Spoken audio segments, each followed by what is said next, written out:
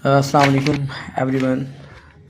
ये मैं first year physics की कॉपीज़ चेक कर रहा हूँ कराची बोर्ड की। और बच्चा समझता है कि जो असेसमेंट कर रहा होता है वो अंधा है, वो कुछ भी चेक करेगा और नंबर दे देगा। आप देखें इस कॉपी को, गौर से इसका मुताला करें। फ़िज़िक्स की कॉपी, इसमें गाना लिखा हुआ है।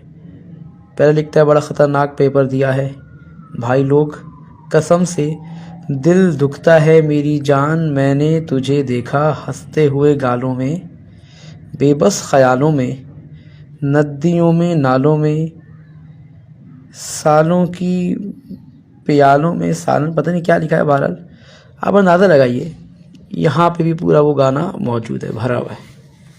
फिर मौसूफ इतना फ़ारिग टाइम रखते हैं, बाकायदा म्यूज़िक भी देते हैं, तुन तुना तुन तुन तुन तुन तुन तुन तुन और पता नहीं क्या क्या। क्या करे इस कौम का।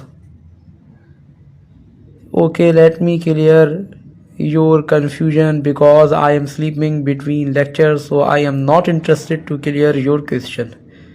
So leave me alone. Newton is so dash, he trapped children in physics.